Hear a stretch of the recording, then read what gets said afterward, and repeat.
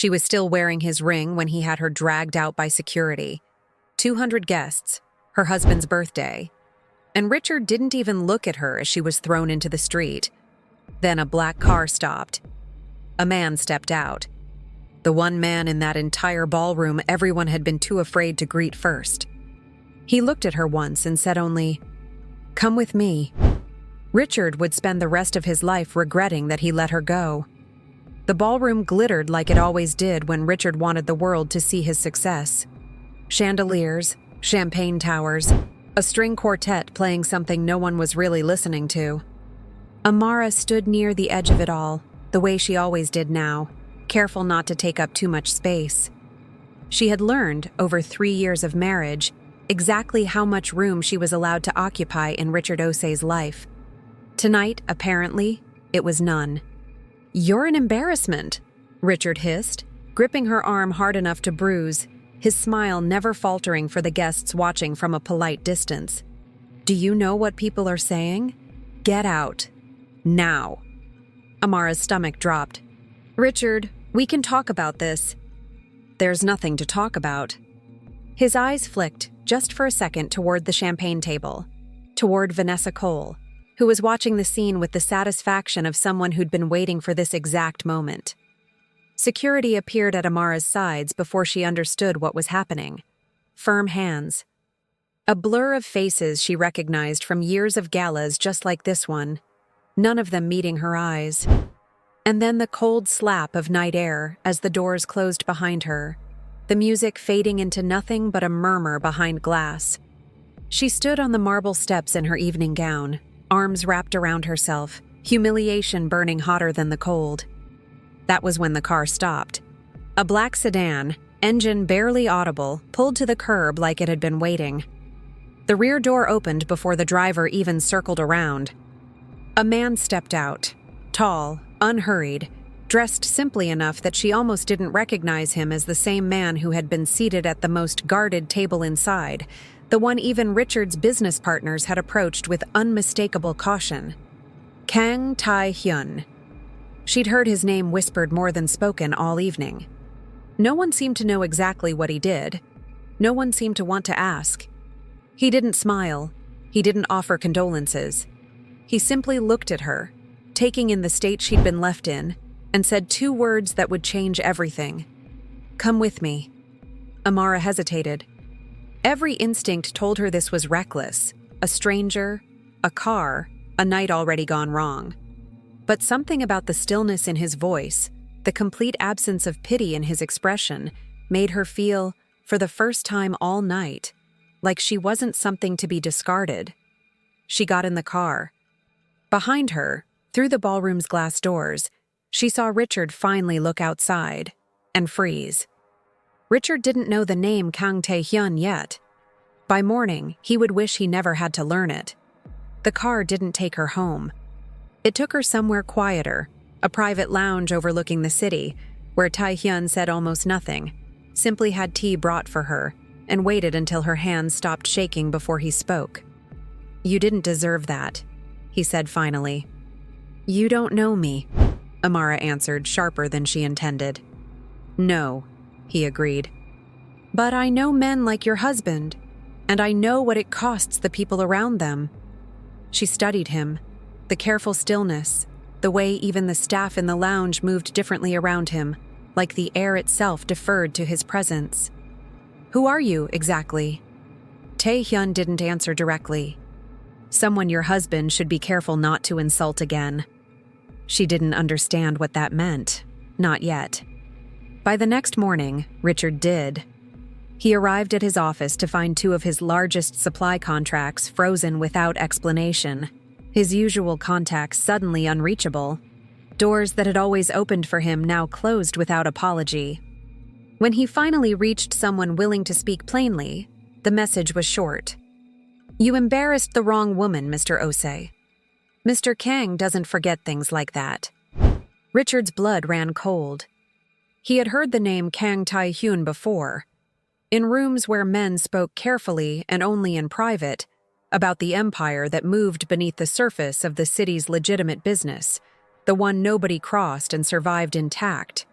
He had thrown his wife into the arms of exactly that man. Over the following days, Amara found herself drawn deeper into Taehyun's world without fully choosing it. Quiet dinners that felt like negotiations, protection she hadn't asked for but somehow needed, a growing awareness of how much danger lived behind his composed exterior. "Why are you doing this?" she asked him one night, the city lights spread out below them like scattered coals. Taehyun considered her for a long moment. "Because for once," he said quietly, "I saw someone who deserved better than what she was being given. I don't usually get to fix that." It wasn't a declaration, but it was the first honest thing anyone had said to her in years. Richard, meanwhile, grew more desperate and more dangerous. Cornered men made careless choices. And Vanessa, sensing opportunity in his unraveling, began pushing him towards something far more reckless than pride. Richard picked up the phone that night and made a call he could never take back. One meant to remind Kang Tae-hyun exactly who he thought he was dealing with. The men arrived just after midnight, 3 of them sent under Richard's instruction to send a message to the woman who had humiliated him by daring to leave. They found Amara alone at the apartment Tae-hyun had quietly arranged for her, and for a few terrifying minutes, she understood exactly how much danger she had stepped into. She never got the chance to be truly afraid. Min Jae's men were faster. By the time Tae-hyun himself arrived, the intruders were already restrained, the apartment eerily silent except for Amara's unsteady breathing. He crossed the room to her in 3 strides, checking her over with a controlled urgency that betrayed more than his usual composure allowed. "Are you hurt?" "I'm fine," she said, though her voice shook. "Tae-hyun, they were sent by—" "I know who sent them." Something dark passed behind his eyes. Not rage exactly, but a promise of consequences yet to come. He stayed that night. Not out of obligation, but because neither of them could pretend any longer that this was only about protection.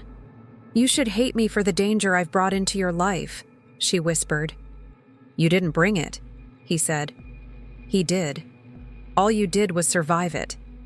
The distance between them, carefully maintained for weeks, finally collapsed. What followed wasn't reckless. It was inevitable, the release of tension neither of them had allowed themselves to name until now. In the quiet hours after, wrapped in a stillness the rest of the city didn't share, Amara let herself believe, briefly, that she had found somewhere safe. But safety, in Tae-hyun's world, never lasted long. By morning, Min Jae brought news that changed everything. Richard hadn't acted alone. He'd made a deal with a rival syndicate, one that had been waiting for years for an opening into Tae-hyun's territory. And now, thanks to Richard's wounded pride, they finally had one. Tae-hyun looked at the message on his phone, jaw tightening. "Richard didn't just make an enemy of me," he said quietly. "He just handed my enemies exactly what they've been waiting for." The name came through Min Jae's contacts before sunrise, the Sung organization, a syndicate that had spent the last decade circling Tae-hyun's territory like vultures waiting for a wound to open. Richard, blind with wounded pride and desperate to reclaim what he saw as his, not Amara herself, but the image of control he'd lost the night he threw her out, had walked straight into their hands. "He doesn't understand what he's done," Min Jae said grimly, laying photographs across the table. Richard in a private room with Sung Ji-won, the syndicate's cold, calculating air. A handshake. A signed understanding neither man had any real loyalty to keep. He thinks he's making a deal. He's a pawn who doesn't know he's already been sacrificed. Taehyun's expression didn't change, but Amara had learned to read the stillness in him now, the particular quiet that meant something dangerous was being calculated behind his eyes. "Sung Ji-won doesn't want Richard," he said. "He wants a reason to move on my territory without starting a war he'd be blamed for. Richard just gave him one." Amara felt the weight of it settle over her. "This is because of me." "No." Taehyun's voice was firm, almost sharp. "This is because Richard couldn't accept losing something he never valued until someone else wanted it. Don't carry his failures for him." But Amara couldn't shake the guilt entirely. Not when days later, Richard requested to see her. Alone. She almost refused. Taehyun almost forbade it. In the end, it was Amara who insisted, needing to understand exactly how far her husband, soon-to-be ex-husband, was willing to go. They met at a quiet cafe, a place stripped of the performance that had defined every other room she'd ever shared with him. Richard looked different, thinner, more frayed, the polish cracking at the edges. "You have no idea what you've cost me," he said, before she'd even sat down. "I cost you nothing, Richard. You threw it away yourself." Her voice was steadier than she expected. "In front of 200 people. You humiliated me by leaving with him. You humiliated yourself long before that." She kept her eyes on him, refusing to look away the way she used to. "I'm not here to relive that night. I'm here because I need to know what you've done. Because whatever war you've started, it isn't just going to touch you." Richard's jaw tightened, something like fear flickering beneath the anger. "It's out of my hands now," he admitted, quieter. Jiwon doesn't make deals he lets people walk away from. For the first time, Amara saw something close to regret in him. Not for her, she realized, but for himself, for the corner he'd backed into with nothing but pride as a compass. "Get out of the city, Richard," she said, standing, "before it's too late to matter." He didn't answer. He didn't need to. She could see in the hollow look on his face that some choices had already been made for him. Back at Taehyun's estate, tension had thickened into something closer to preparation. Guards doubled at every entrance. Min-jae moved through the halls with clipped, urgent instructions. Taehyun himself stood at the window overlooking the city, unusually still. "Jiwon won't wait long," he said when Amara joined him. "He'll want to test how much I'm willing to lose to protect you. Then don't let me be the reason you lose anything." He turned to her then, and for a moment the mask of control slipped entirely. "You're not a weakness to eliminate, Amara. You're the first thing in this life I've actually wanted to protect instead of simply control." His voice roughened. "That terrifies me more than Sung Ji-won ever could." Outside, the city lights burned on, indifferent to the storm gathering beneath them. A storm Richard had set in motion, and one that neither he nor Amara could stop now. That night, a single black car was found burning outside Taehyun's outer gate, Sung Ji-won's first message. The war had begun. The burned car was only the beginning. Within days, Sung Ji-won's message grew louder. A warehouse belonging to Taehyun's shipping operations set ablaze. 2 of Min-jae's men ambushed and left barely alive as a warning. Each strike was calculated, precise, designed not to destroy but to demonstrate, "I can reach anything you care about." And then the threat that changed everything. Amara's younger sister, Kessia, the only family she had left, living quietly across the ocean, uninvolved in any of this, received a message that made her blood run cold. A photograph of her apartment building. A single line. "Tell your sister to convince Kang Taehyun to step aside." Amara's hands shook as she showed Taehyun the message Kessia had forwarded, panic bleeding into every word. "They know about her. They know where she lives, Taehyun. She'll be protected within the hour." His voice was flat, controlled, but the fury simmering beneath it was unmistakable. He was already moving, already giving orders to Min-jae before Amara had finished speaking. "No one touches her." Within hours, unfamiliar men appeared discreetly around Kessia's building, Taehyun's people, invisible unless you knew to look for them. Amara called her sister, forcing calm into her voice she didn't feel. "I don't understand what's happening," Kessia said, frightened. "Amara, who are these people?"